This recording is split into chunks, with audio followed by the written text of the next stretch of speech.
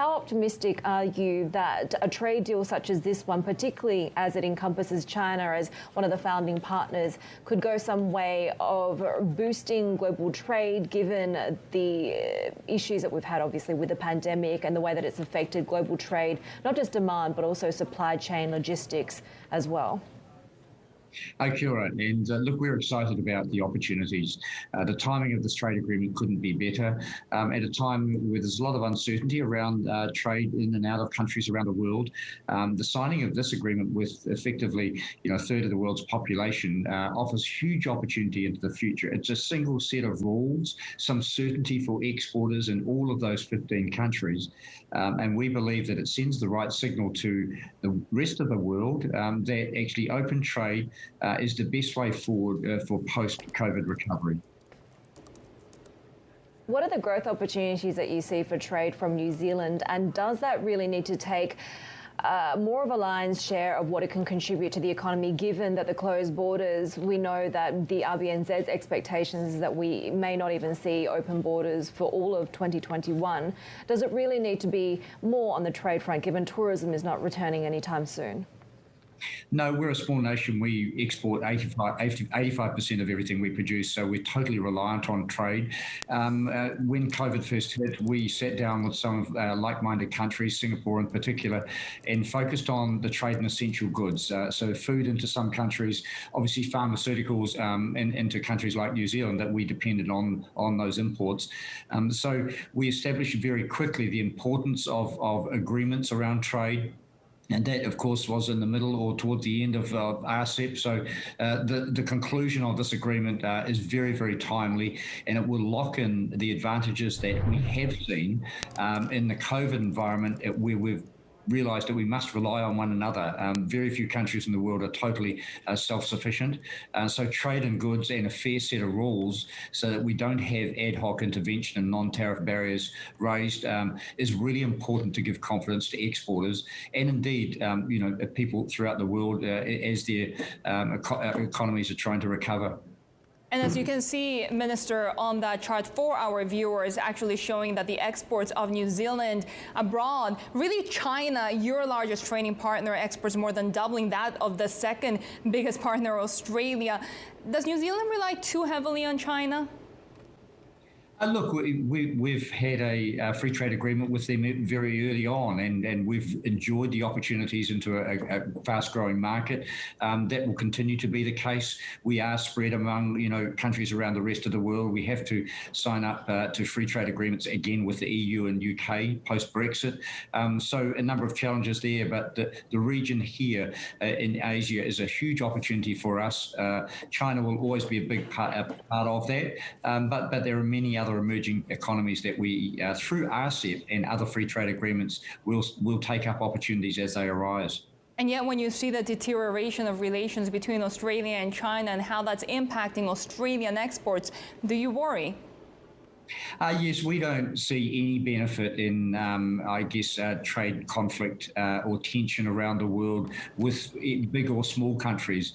We have firmly believed and always advocated for fair trade, because we believe that the sharing of knowledge, the sharing of intellectual property, the services and goods is the best way forward. And that codependence, that interdependence, actually brings a bit more peace, a bit more harmony, and a lot better understanding of one another's countries.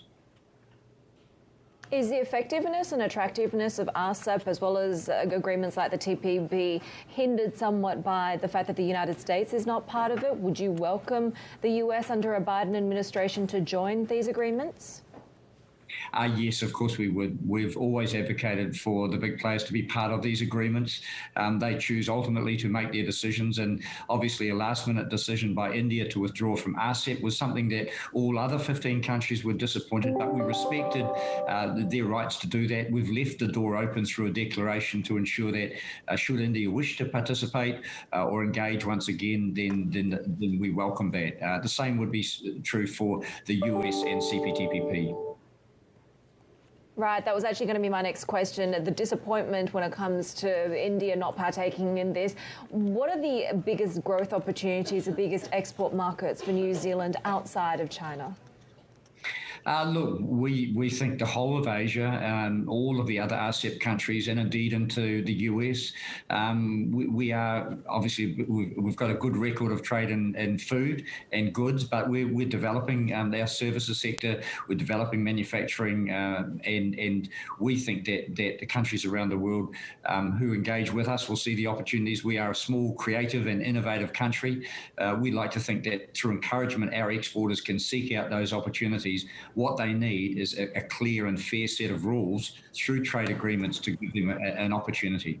What products you expect to have the most growth potential? Of course, we know that you really rely heavily on bulk exports of milk powder.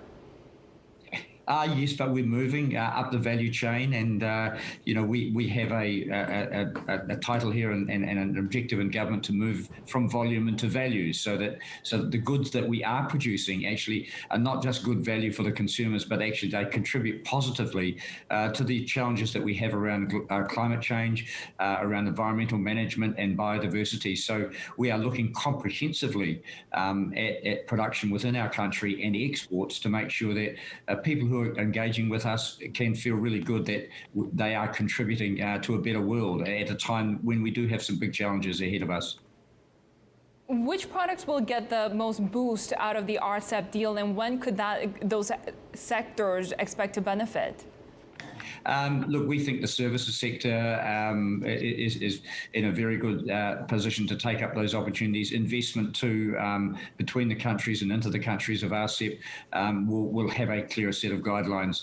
The goods advantage or progress in that area hasn't been as ambitious as we firstly sought out to achieve, but we've accepted that goods will be traded between countries as needed, but the opportunities for New Zealand will be in services and investment as we boost our capability there. Minister, we're seeing the Kiwi dollar outperform over the past 6 months in line with the perceived economic fundamentals, the recovery and the handling of the pandemic. We're sitting at pretty close to 2-year highs for the Kiwi. Are you concerned about strength in the currency as being a hindrance to exports? Yes, it's always a concern, but our balance of trade has been quite positive over the last 6 months as we have wound back some of the imports. So we're still performing really well in the export sector in spite of that rising dollar. Some of those exporters will be concerned if it continues to go up, but we find the right balance between managing the debt, managing the inward flow of investment, and indeed encourage our exporters to grow, but not volume, as I said, value. And so changing the quality of the products that we export is a big challenge for us, and we're doing everything we can to move up the value chain and just move from bulk exports into nutrition, into well-targeted and high-value products for consumers direct to market.